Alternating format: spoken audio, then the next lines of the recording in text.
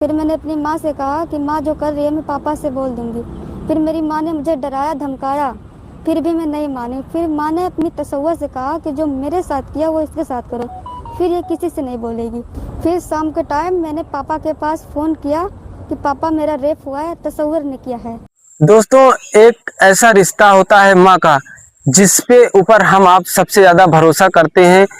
अगर वही रिश्ता शर्मसार हो जाए तो उसके बाद दोस्तों आप क्या कहेंगे। एक 13 वर्ष की बेटी होती है और उस बेटी का रेप माँ अपने सामने उस शख्स से कराती है जिससे वह मिलती जुलती रहती है, और रेप इस कदर करवाती है कि जब बेटी भागने का प्रयास करती है, चिल्लाने का प्रयास करती है, तो माँ उसको बचाने के बजाय उस व्यक्ति का साथ देती है और उससे उसका रेप करवाती है। नमस्कार दोस्तों, कहानी की यात्रा 25 चैनल में आप सभी लोगों का स्वागत है। आज दोस्तों हम आपको जो कहानी सुनाने जा रहे हैं ये उत्तर प्रदेश की कहानी है। दोस्तों, उत्तर प्रदेश का एक जिला लगता है सिद्धार्थनगर, और सिद्धार्थनगर का थाना क्षेत्र होता है मिसौलिया। ये घटना दोस्तों जो होती है, ये घटना 26 जून की होती है। 26 जून को यहाँ के रहने वाले जयराम होते हैं जो अपने 2 बेटों के साथ दोस्तों मुंबई में रहते थे।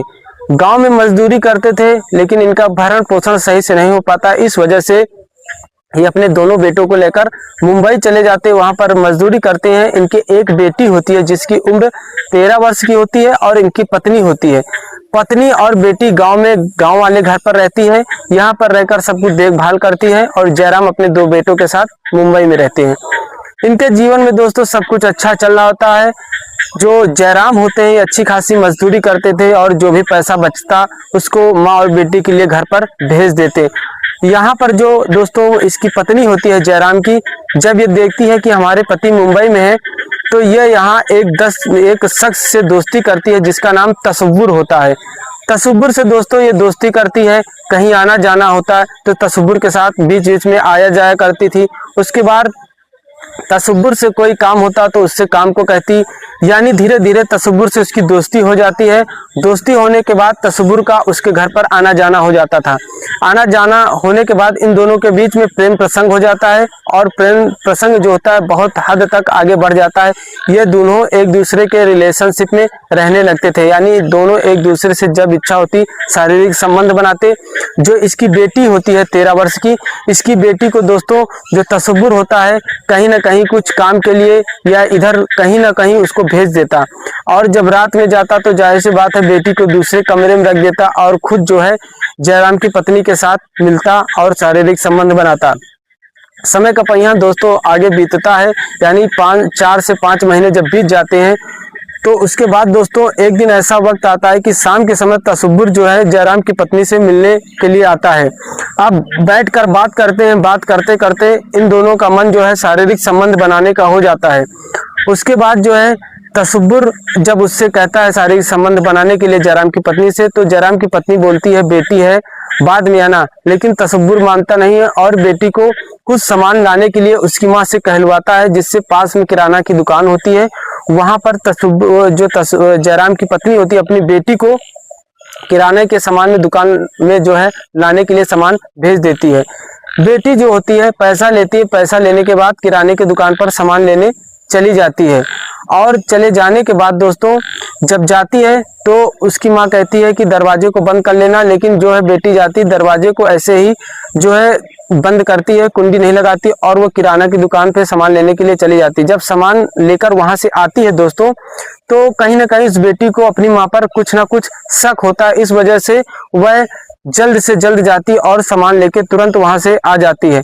आने के बाद दोस्तों जब वह घर पर जाकर देखती है तो उसकी माँ और जो है तसव्वुर होता है दोनों शारीरिक संबंध बना रहे होते, यानी उस आपत्तिजनक स्थिति में जो जयराम की बेटी होती है वह अपनी माँ को देख लेती है, और देखने के बाद बोलती है माँ तुम ऐसा कर रही हो, हम फोन करके पिता को यानी पापा को सारी बात बता देंगे।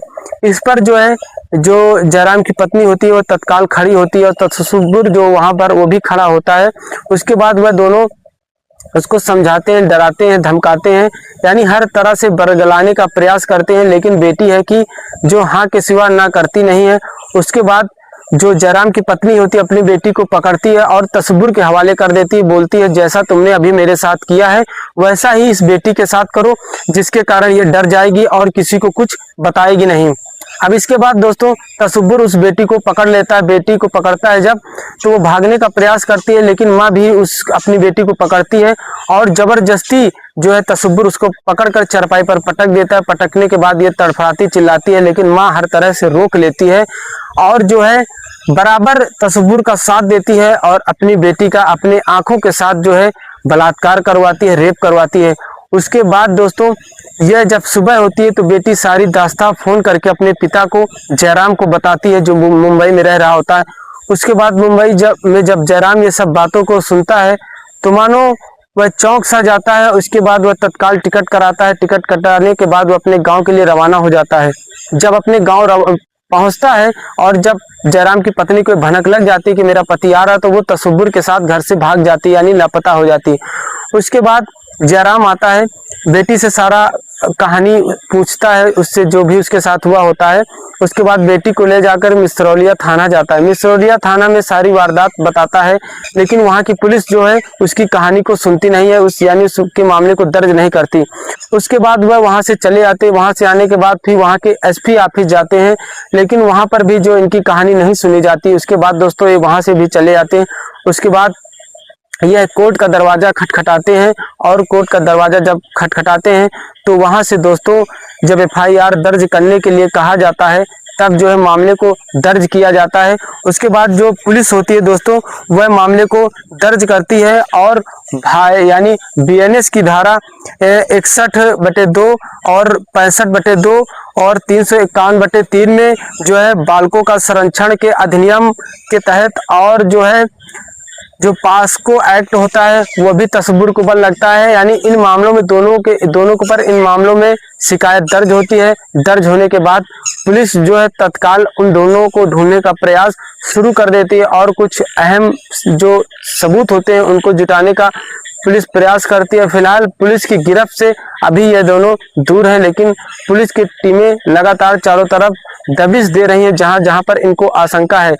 सबसे बड़ी बात दोस्तों यह है कि जहां पर बच्चे अपने आप को सबसे ज्यादा माँ और पिता के आंचल में महफूज समझते हैं कि हम वहां पर महफूज हैं, लेकिन अगर वही माँ बाप बच्चों के साथ दरिंदगी कर जाएं तो आखिर बच्चे जाएं तो कहाँ जाएं।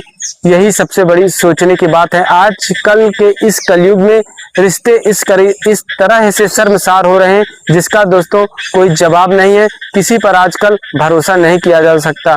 आज की कहानी में बस इतना ही दोस्तों, धन्यवाद।